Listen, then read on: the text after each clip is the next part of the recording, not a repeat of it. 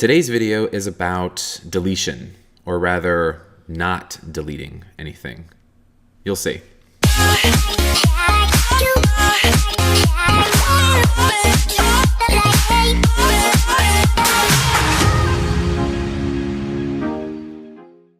Hey everyone, welcome back to the studio. Scott here, and today I wanted to share with you why I don't delete anything. So as a photographer, I've been shooting for 15 years or so now. I don't delete anything ever. And there's a couple really good reasons for that, but I wanted to share with you my 5 reasons why I don't do any deletion. The number one reason why I don't delete anything is because storage is incredibly inexpensive. I work on a PC, so it makes it a little bit easier for me, but the drives that I have in my PC are these Western Digital NAS drives, and for 4 terabytes, you can get that for under 120 bucks or somewhere around $100. It's really, really inexpensive. And that's for 4 terabytes.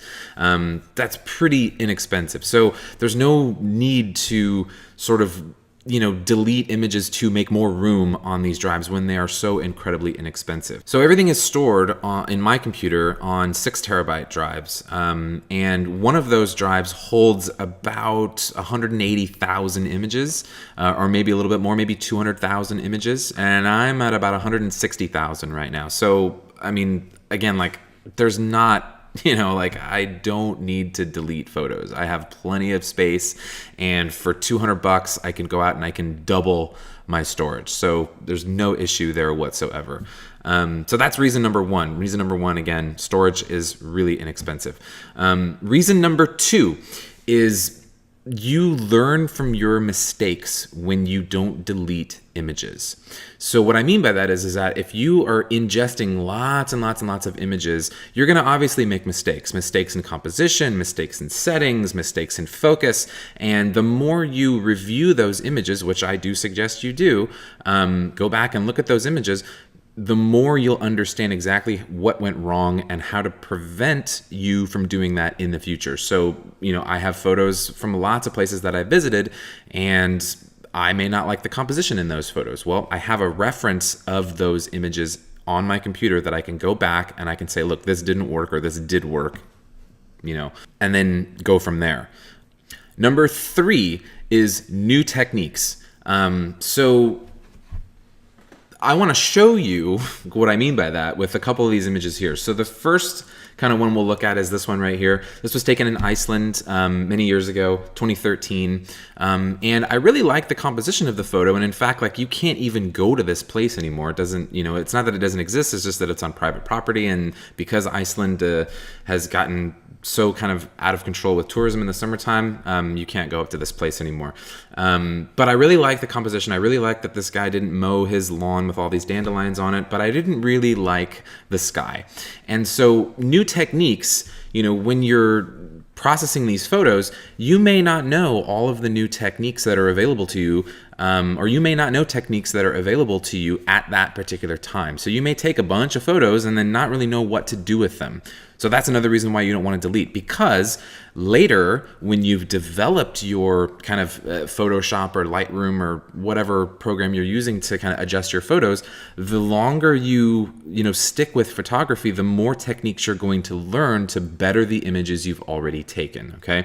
So this is what I did to this image after I learned how to do kind of accurate sky replacement, or compositing. And that is another reason why I don't delete, right? Because I have this image that I thought looked okay, I could probably make it a little bit better, but here it is, much, much better, I think anyway. Another example of that is this photo that I took in Scotland. So again, it's an okay photo. I think it's all right. And I processed it. This is exactly how I processed it, the time that I took the photo. But then later on, and I have a number of these images from this particular time, again, I'm not really satisfied with exactly how it ended up looking. So later, I ended up learning how to use Lightroom a little bit more effectively, and Photoshop for that matter, learn how to composite a different sky into the image, and then learned how to use the radial filter, so sort of, darken the whole image, but then brighten up certain images. And it's kind of like dodging and burning. So I learned how to use those new techniques to sort of make this kind of old image look a lot better. Again, instead of deleting it because I didn't really like the composition or what was happening in the sky, or maybe I wasn't lucky with the weather at the time. So that's another reason why I don't want to delete, because I'm learning new techniques. And if you're going to delete those photos, you may not have the opportunity to put those new techniques to use. Okay, so that's rule number 3, or the third reason why I don't delete photos. Number 4 is new technology. New technology. So you may, and this is new technology dealing with the post-processing side of it. Obviously, you can't go back and like re-engineer the photo that you took because the technology is set like when you took the photo, obviously. But there are new techniques that come out, or new software, new technology that comes out digitally, right? So the noise reduction technology from years ago is not as good as it was today. There are specialized programs that do exactly that, right? One of the biggest ones for me was using the dehaze filter. When dehaze first came out in Lightroom a couple years ago, I jumped on that and I absolutely love it. And I went back and I reprocessed photos from years past, and I was able to do some really cool stuff with them that I never would have been able to do that easily before. So I would just give up on a photo.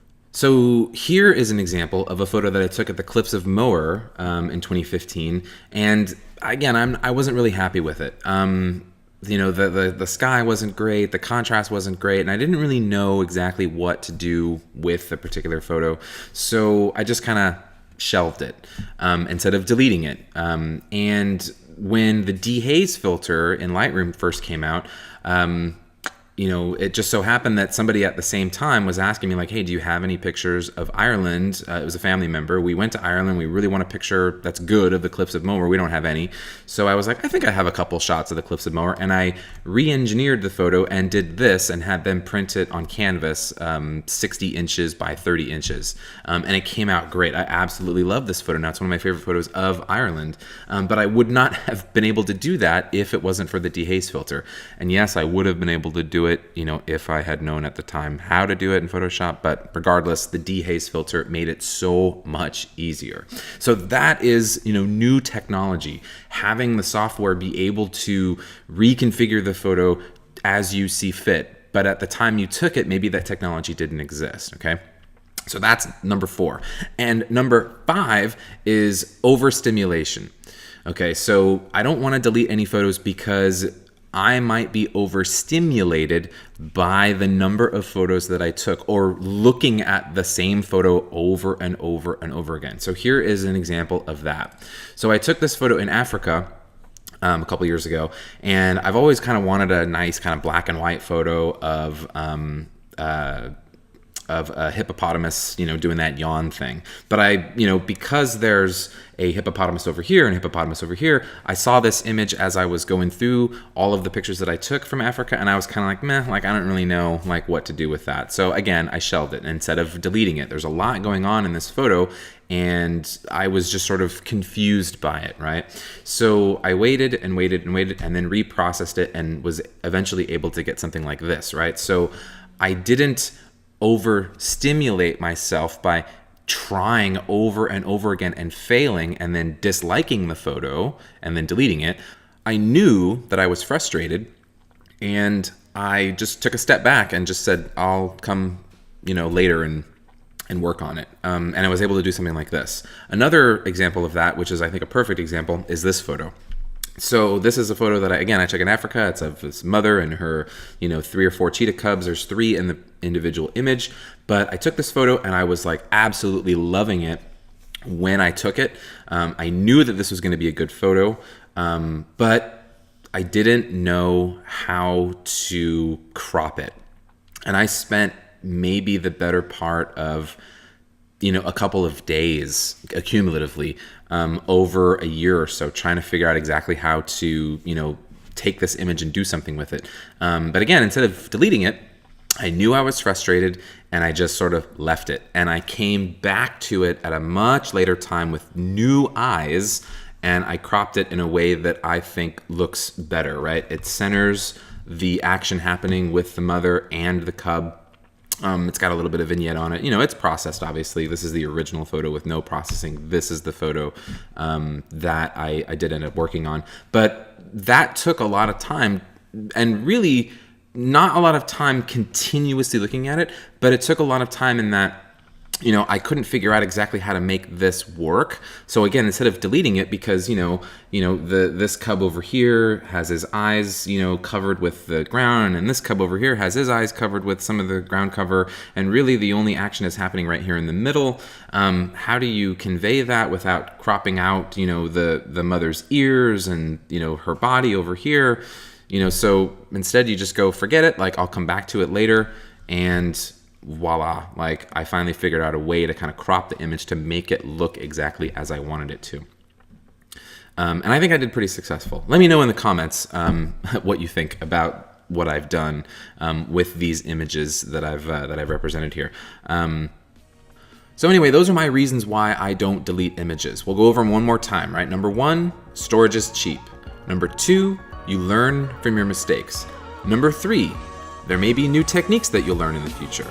Number 4, there may be new technology coming out in the future. And number 5, don't overstimulate yourself. Take a break, come back, reevaluate.